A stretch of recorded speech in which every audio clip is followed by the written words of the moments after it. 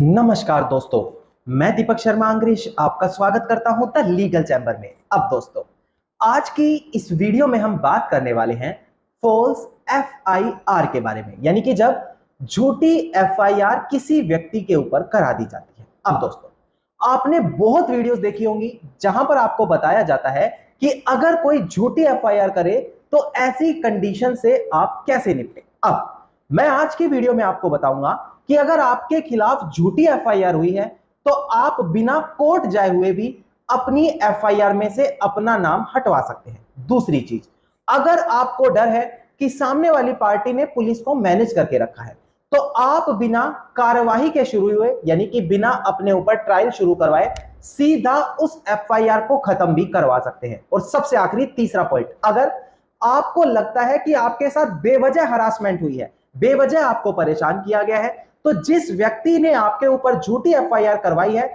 उसको आप 7 साल तक की सजा भी करवा सकते हैं। और ये सारी की सारी चीजें मैं रेलिवेंट जजमेंट और प्रोविजन के साथ आपको क्लियर करूंगा, ताकि आपको ऐसा ना लगे कि मैं केवल ऊपरी ऊपरी बातें करता हूं। जब तक आपको प्रोविजन और जजमेंट क्लियर नहीं होंगी तब तक आपको यह पॉइंट ही नहीं क्लियर होगा कि किस बेस पर आप कोर्ट के सामने स्टैंड लेंगे। अब दोस्तों, अगर आप लोगों को हमारी ये वीडियोस अच्छी लगती हैं, आप लोगों को हमारी तरफ से किए गए एफर्ट्स अच्छे लगते हैं, तो मेरा आप लोगों से अनुरोध है, वीडियो को आप लाइक जरूर करें और साथ ही साथ अपना वैल्यूएबल कमेंट सेक्शन में जरूर लिखें। तो चलिए दोस्तों, अब आज की इस वीडियो को हम ज्यादा लंबा ना करते हुए आज की इस वीडियो को स्टार्ट करते हैं।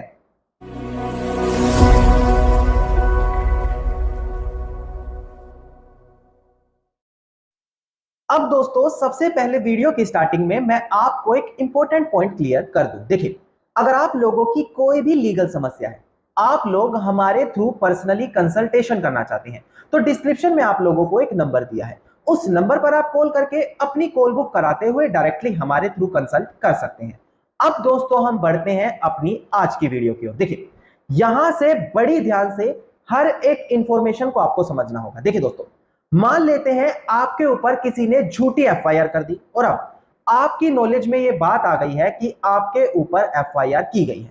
अब सबसे पहले आप क्या करें, क्योंकि यहीं से लोग डिप्रेशन में चले जाते हैं, परेशान हो जाते हैं, उनको ऐसा लगता है कि उनकी जिंदगी तो पूरी की पूरी खत्म हो गई। जी नहीं दोस्तों, यह सिर्फ एक क्रिमिनल प्रोसेस है जिसको आपको पार करना ही पड़ेगा, तभी आप लाइफ में आगे बढ़ सकते हैं। देखिए, सबसे पहले आपको एक अच्छे से एडवोकेट की गाइडेंस लेनी जरूरी है। अगर आप अपने अड़ोसी पड़ोसियों की सलाह लेते रहेंगे तो आपको ऐसी सिचुएशन में लाकर वो खड़ा करेंगे जहां से आप कभी भी बाहर नहीं आ सकते। तो सबसे पहले एक अच्छे से एडवोकेट के पास आपको जाना है, उसको पूरी सिचुएशन समझा देनी है कि आखिरकार आपके साथ क्या हुआ। और ध्यान दें, कोई भी चीज छिपानी नहीं है, वरना वो आपके खिलाफ आगे जाकर उल्टी ही साबित होगी। अब सबसे पहले जब आपने अपने एडवोकेट को यह चीज क्लियर की तो वो सबसे बेसिक चीज करते हैं कि आपकी एफआईआर का रिकॉर्ड्स निकलवाते हैं कि एफआईआर नंबर क्या है, किस बेस पर एफआईआर हुई है, कौन कौन से सेक्शन लगे हैं। अब सबसे पहले देखने की बात यह आती है कि अगर आपके ऊपर सीरियस चार्जेस है, कोई ज्यादा सीरियस चार्जेस लगाए गए हैं, तो ऐसी कंडीशन में सबसे पहले आपका एडवोकेट आपको पुलिस की पहुंच से दूर करता है। वो कहता है कि आपको हरासमेंट करने के लिए पुलिस अरेस्ट भी कर सकती है और आपको जेल में भी डाल सकती है। तो सबसे पहले वो आपको पुलिस की पहुंच से दूर करने की सलाह देगा। आफ्टर दैट सेक्शन 482 सीआरपीसी के बिहाफ से आपकी एफआईआर को क्वैश करने के लिए, खत्म करने के लिए ऑनरेबल हाई कोर्ट के सामने एक पिटीशन दाखिल करेंगे। पिटीशन का मतलब वो ऑनरेबल हाई कोर्ट के सामने ये अर्जी दाखिल करेंगे कि भाई हमारे क्लाइंट के ऊपर झूठा मुकदमा डाला जा रहा है, उस एफआईआर पर तुरंत लॉक करते हुए उसको खत्म कर दिया जाए। अब देखिए, जैसे ही आपकी एफआईआर की क्वैशिंग का प्रोसेस शुरू हो गया तो वहीं पर ये माने आपकी एफआईआर पर स्टे लग गया, तो अब आपको यहां पर रिलैक्स हो जाना है। सेकंड चीज, कुछ लोग यहां पर ये करते हैं कि वो शुरू में एंटीसिपेटरी बेल ले लेते हैं। क्या ये चीज सही है? देखिए दोस्तों, ये चीज सही भी है, गलत भी है। सही कैसे है कि अगर आपको ये डर है कि पुलिस कभी भी अरेस्ट कर सकती है तो एंटीसिपेटरी बेल मिलने से आपको अरेस्ट होने से बचाव मिलेगा। किंतु अगर एंटीसिपेटरी बेल में ऐसी कोई कंडीशन आ जाती है जहां पर आपको यह गारंटी देनी पड़ेगी कि भाई मैं किसी भी प्रकार की इन्वेस्टिगेशन में रोकथाम नहीं करूंगा, और उसके बाद आप क्वेश्चन कराने जाते हैं एफआईआर को हाई कोर्ट के सामने, तो यह चीज ये साबित होगी कि पहले आपने झूठ बोलकर एफआईआर खत्म कराने की कोशिश की और साथ ही साथ एंटीसिपेटरी बेल भी ले ली। इससे रिलेटेड एक बड़ी महत्वपूर्ण जजमेंट है जहां पर यही चीज क्लैरिफाई की गई थी। एक बार डिस्प्ले पर देखिएगा, मात्र 2 मिनट लगेंगे दोस्तों। देखिएगा दोस्तों, यहां पर ऑनरेबल कर्नाटका हाईकोर्ट ने यही कहा था कि जो एक्यूज्ड है वो एंटीसिपेटरी बेल के ऑर्डर लेने के बाद यहां पर किसी भी प्रकार के इन्वेस्टिगेशन जो प्रोसेस है उसमें रोकथाम नहीं पैदा कर सकता, उसको कोऑपरेट करना पड़ेगा। ऐसी कंडीशन में वो उस क्रिमिनल प्रोसीडिंग्स को क्वैश कराने के लिए बाद में हाईकोर्ट नहीं जा सकता। यह चीज यहां पर ऑनरेबल कर्नाटका हाईकोर्ट ने क्लियर की थी। इसके अलावा जजमेंट का नाम भी देख लीजिएगा, Vijay Kumar versus state of Karnataka. इसका केस नंबर है क्रिमिनल पिटीशन नंबर 3163 ऑफ 2021 और डेट ऑफ ऑर्डर है 1 सितंबर 2022। यानी कि यहां से आपको क्लियर हुआ कि अगर आप एंटीसिपेटरी बेल लेकर क्वैशिंग में जाते हैं तो यह चीज भी आपके खिलाफ साबित हो सकती है। तो जब तक बहुत ज्यादा जरूरी ना हो एंटीसिपेटरी बेल ना ले, हां पुलिस की पहुंच से दूर रहे और तुरंत 482 में हाईकोर्ट में जाकर खड़े हो जाए, ये आपके लिए बहुत ज्यादा फायदेमंद साबित होता है दोस्तों। इसके अलावा अब देखिएगा दोस्तों, यहां पर मान लेते हैं अब 2 कंडीशन है। एक आ गई जब आप 482 के बिहाफ से ऑनरेबल हाई कोर्ट के सामने खड़े हो गए। अब कई बार क्या होता है दोस्तों, जब जो चार्जेस है वो ज्यादा सीरियस नहीं है, ऑर्डिनरी से चार्जेस है, जैसे कि 506 हो गया, 448 हो गया, 323 हो गया, जिसमें पनिशमेंट की समय सीमा कम होती है। ऐसी कंडीशन में आप क्या करें, आप हाई कोर्ट भी जाने से बच सकते हैं। आपको जब आईओ यानी कि इन्वेस्टिगेशन ऑफिसर इन्वेस्टिगेशन के लिए बुलाए तो उनके सामने जाकर उनको सब कुछ A to Z सच सच बता दें और उससे रिलेटेड एविडेंस दे दें, और उनके कान में एक बात और डाल दें कि सर हमने एक एडवोकेट भी किया है, उनका कहना है कि कोई बात नहीं, अगर आपके ऊपर झूठी एफआईआर होती है तो हम A to Z सबको पनिशमेंट दिलवाएंगे। और यह बात अगर आपका एडवोकेट खुद उस आईओ को जाकर कहेगा तो आपके लिए यह बेनिफिट होगा कि अगर आईओ सामने वाली पार्टी का पक्ष लेने की भी कोशिश कर रहा होगा तो उसके मन में यह डर भी आ जाएगा कि अगर हमने कोई गलत इन्वेस्टिगेशन की तो ऐसी कंडीशन में मेरी नौकरी पर भी बात आ सकती है। तो जब ज्यादा सीरियस चार्जेस ना हो तो आईओ को आप सच सच बताते हुए भी अपने फेवर में क्लोजर रिपोर्ट फाइल करवा सकते हैं। क्लोजर रिपोर्ट क्या होता है, ऑनरेबल मजिस्ट्रेट के सामने यह दिखाया जाता है कि एफआईआर जो की गई है उसमें कोई दम नहीं है, यहां पर गलत एलिगेशन लगाए गए थे, और क्लोजर रिपोर्ट लगाने के बाद उस इन्वेस्टिगेशन को वहीं रोक दिया जाता है। दोस्तों यह पावर आईओ के पास होती है जब वो इन्वेस्टिगेशन करता है।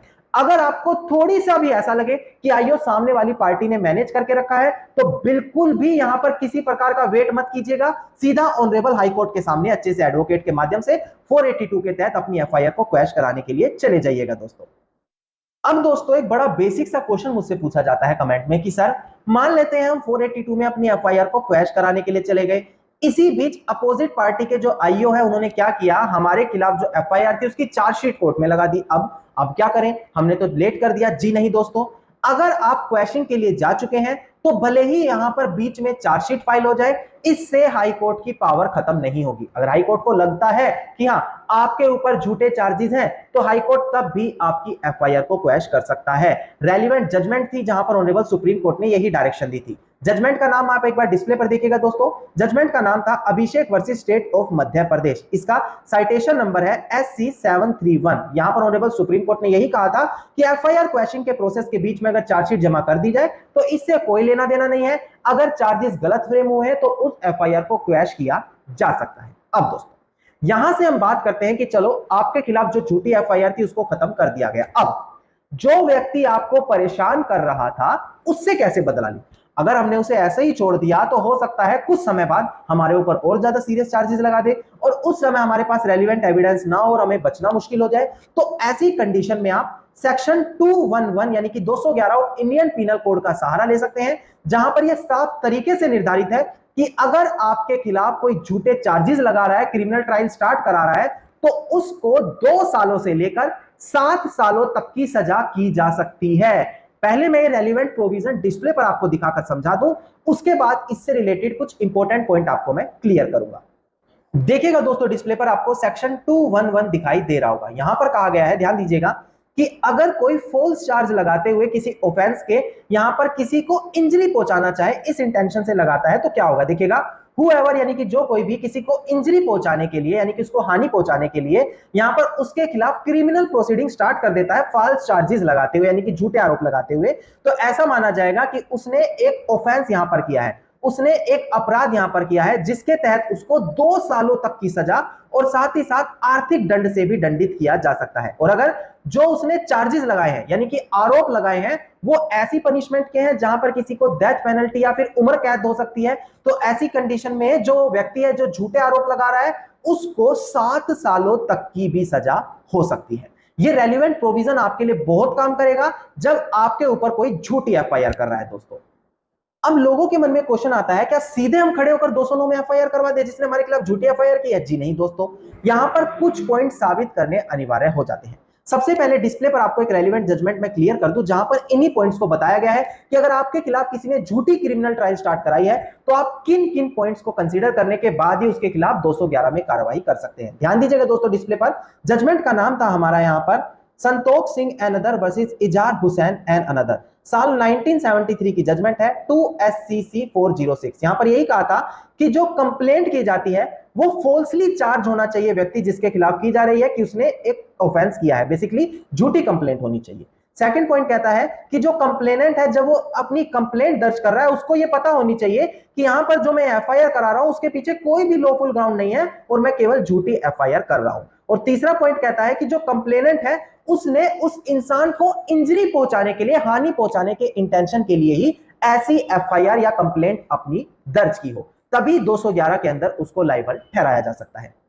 तो दोस्तों यहां से आपको क्लियर हो गया कि कैसे अगर आपके ऊपर झूठी एफआईआर है तो अपने आप को डिफेंस कैसे करना है, कैसे बिना कोर्ट जाए एफआईआर को कैंसिल कराना है, कैसे हाई कोर्ट से अपनी एफआईआर को क्वैश कराना है, कैसे झूठी एफआईआर करने वाले के खिलाफ कार्रवाई करनी है। और ध्यान दें, अगर झूठी एफआईआर करने वाला कोर्ट में एफिडेविट दे देता है आपके खिलाफ झूठी है तो वो तो बहुत ज्यादा और मुश्किल में फंस जाएगा। सेक्शन 191, 92 इसी बारे में बात करते हैं। तो ऐसी कंडीशन में उसको तो कोई भी रिलीफ कभी नहीं मिलने वाला। तो यकीन माने बस एक अच्छे से एडवोकेट की प्रॉपर गाइडेंस की आपको जरूरत है। और जो भी आपके खिलाफ झूठी एफआईआर कर रहा है, आपका नाम झूठा जोड़ने की कोशिश कर रहा है, वो वहां पर बहुत बुरा फंस चुका है और उसको अब कहीं से भी रिलीफ नहीं मिलने वाला। तो दोस्तों बस थोड़ी सी सतर्कता और सावधानी के साथ आपको स्टेप लेना है और हर जगह आपको सफलता जरूर मिलेगी। धन्यवाद दोस्तों। उम्मीद करता हूं वीडियो के अंदर मिली जानकारी आप सभी लोगों के लिए बेहद ज्यादा लाभदायक साबित होगी। वीडियो के अंदर अगर मिली जानकारी आप सभी लोगों को अच्छी लगी तो वीडियो को आप लाइक, शेयर और कमेंट जरूर कीजिएगा। वीडियो से जुड़ा अगर आप लोगों का कोई भी क्वेश्चन है तो आप कमेंट सेक्शन में मुझे लिख सकते हैं। इसके अलावा अगर आप पर्सनली कंसल्टेशन करना चाहते हैं तो डिस्क्रिप्शन में आप लोगों को एक नंबर दिया है, उस नंबर पर आप कॉल करके अपनी कॉल बुक कराते हुए डायरेक्टली हमारे थ्रू कंसल्टेशन कर सकते हैं। इसके अलावा अगर आप इसी प्रकार की इंफॉर्मेटिव वीडियोस रोजाना पाना चाहते हैं तो चैनल को सब्सक्राइब करते हुए नोटिफिकेशन बेल आइकन आप जरूर दबा दें।